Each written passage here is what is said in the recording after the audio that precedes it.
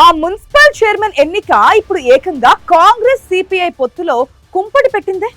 తీరు మారకపోతే సీఎంతోనే తేల్చుకుంటామని కూనంనేని చేసిన వ్యాఖ్యల వెనుక మర్మమేంటి? కారుతో కలిసి ప్రయాణానికి ఎర్రదండు లైన్ క్లియర్ చేసుకుంటుందే.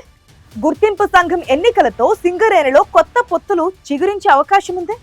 మున్సిపల్ ఎన్నికల్లో హస్తం హ్యాండ్ ఇవ్వడంతో కొత్త స్నేహం చిగురిస్తోందే.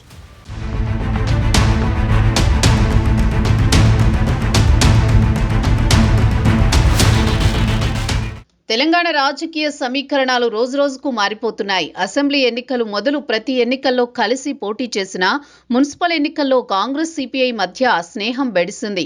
రాష్ట్ర వ్యాప్తంగా 2-3 చోట్ల బీఆర్ఎస్ తో చేతులు కలిపి హస్తానికి షాక్ ఇచ్చారు కామ్రేడ్లు. మంచిర్యాల జిల్లా కేతన్పల్లి మున్సిపాలిటీలోనూ అదే జరిగింది. కలిసి పోటీ చేసిన బీఆర్ఎస్ సిపిఐ ఆ మున్సిపాలిటీలో మ్యాజిక్ ఫిగర్ అందుకుని కాంగ్రెస్ కి షాక్ ఇచ్చాయి. కేతన్పల్లి మున్సిపల్ చైర్మన్ ఎన్నిక సందర్భంగా తలెత్తిన వివాదం తెలంగాణ రాజకీయాలను కుదిపేసింది. కాంగ్రెస్ సిపిఐ బంధానికి ఎన్నిక చెక్ పెట్టిందనే చర్చ కొనసాగుతోంది.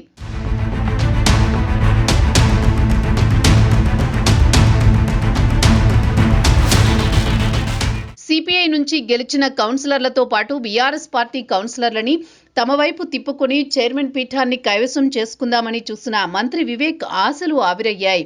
కేతన్పల్లి మున్సిపల్ చైర్మన్ ఎన్నిక సందర్భంగా చెలరేగిన పరిణామాలు తీవ్ర అలజడి రేపాయి. మాజీ ఎమ్మెల్యే బాల్క సుమన్ 16 రోజులు జైలుకు వెళ్లడంతో పాటు కారు పార్టీకి మైలేజ్ రావడమే కాదు, కాంగ్రెస్ పార్టీకి అది మైనస్ అయ్యింది. 3 వారాల్లోగా కేతన్పల్లి మున్సిపాలిటీ ఎన్నికను నిర్వహించాలని హైకోర్టు తీర్పు ఇచ్చింది.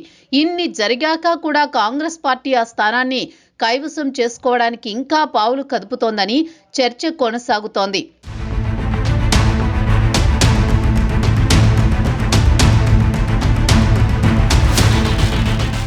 అనుకోకుండా ఏదో కాస్త తేడా వచ్చిందే గాని సిపిఐ ఇప్పటికీ తన మిత్రపక్షమే అంటోంది కాంగ్రెస్. కానీ కేతన్పల్లిలో సిపిఐ, ఏఐటియుసి నేతలు బీఆర్ఎస్కే మద్దతు ప్రకటించడంతో కాంగ్రెస్ పార్టీ ఇరకాటంలో పడింది. తమకు టికెట్ కేటాయించని నేతలు తమ మద్దతు ఎలా అడుగుతారని సిపిఐ నేతలు ఆగ్రహం వ్యక్తం చేస్తున్నారు. ఇప్పటికే సిపిఐ రాష్ట్ర కార్యవర్గ సభ్యుడు కూనంనేని సాంబశివరావు కాంగ్రెస్తో పొత్తుపై చేసిన వ్యాఖ్యలు దుమారం రేపుతున్నాయి. కాంగ్రెస్ మున్సిపల్ ఎన్నికల్లో పొత్తు ధర్మాన్ని పాటించలేదని, వచ్చే ఎన్నికల్లో పొత్తుల విషయంలో నేరుగా సీఎంతోనే తేల్చుకుంటామంటున్నారు కూనంనేని.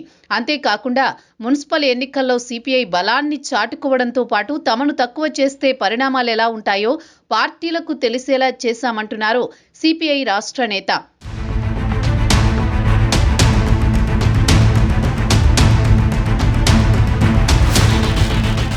తెలంగాణలో ఏ ఎన్నికలు జరిగినా రాష్ట్ర వ్యాప్తంగా 11 ఏరియాల్లో ఉన్న సింగరేణి కార్మికులే కీలకం. 2023 డిసెంబర్లో సింగరేణి గుర్తింపు సంఘానికి జరిగిన ఎన్నికల్లో గెలిచి ఏఐటియుసి గుర్తింపు సంఘం హోదాను అందుకుంది. సింగరేణి గుర్తింపు సంఘానికి ఉండే 2 ఏళ్ల పదవీకాలం ముగిసింది. దీంతో సింగరేణిలో జరగనున్న గుర్తింపు సంఘం ఎన్నికల్లో కారు పార్టీతో సిపిఐ కొత్త దోస్తానాకు శ్రీకారం చుట్టే అవకాశాలున్నాయంటున్నారు రాజకీయ విశ్లేషకులు.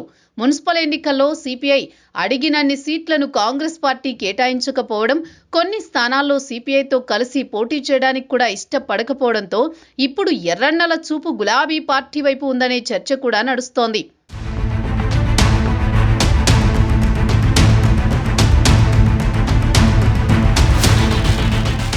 అధికార పార్టీతో పొత్తు ఉన్నా లేకపోయినా ప్రజా పోరాటాలను ఉధృతం చేస్తామని ఈ పరిణామాలపై ఘాటుగానే స్పందిస్తున్నారు కూనంనేని. అంతేకాకుండా ఇటీవల జనజీవన స్రవంతిలో కలిసిన మావోయిస్టులు మాతృ సంస్థ సిపిఐలో చేరాలని కోరారు. కమ్యూనిస్టులు కోరుకునే సమసమాజాన్ని ప్రజాస్వామ్యబద్ధంగా సాధించుకుందామని కూనంనేని చేసిన కామెంట్స్ చర్చకు దారితీస్తున్నాయి. అయితే రాష్ట్రంలో కాంగ్రెస్ సిపిఐ దోస్తానాకు చిక్కుముడి పడింది మాత్రం కేతన్పల్లి మున్సిపాలిటీలోనే అనే చర్చ జిల్లాలో కొనసాగుతోంది. ఈ మున్సిపాలిటీలో సిపిఐ, దాని అనుబంధ సంఘం ఏఐటియుసికి బలం ఉన్నా కాంగ్రెస్ పార్టీ లెక్క చెయ్యలేదు. కాంగ్రెస్ సీట్లు కేటాయించకపోవడంతో బీఆర్ఎస్కి దగ్గరైంది ఎర్రదండు. ఆ దోస్తీనే మున్ముందు రాష్ట్ర వ్యాప్తంగా కొనసాగే అవకాశాలున్నాయని అంచనా వేస్తున్నారు. అసెంబ్లీ ఎన్నికల్లో సిపిఐతో కలిసి ముందుకు సాగిన కాంగ్రెస్ తాజా పరిణామాలతో ఆలోచనలో పడింది. కేతన్పల్లిలో రేగిన చిచ్చుతో బంధం తెగిపోకుండా చూసుకోవాలనుకుంటోంది. మరి సిపిఐ రానున్న రోజుల్లో కాంగ్రెస్ పార్టీతో కలిసి నడుస్తుందో, కటీఫ్ అంటుందో, స్వతంత్రంగా వ్యవహరిస్తుందో, కారు పార్టీతో కలిసి ప్రయాణిస్తుందో చూడాలి.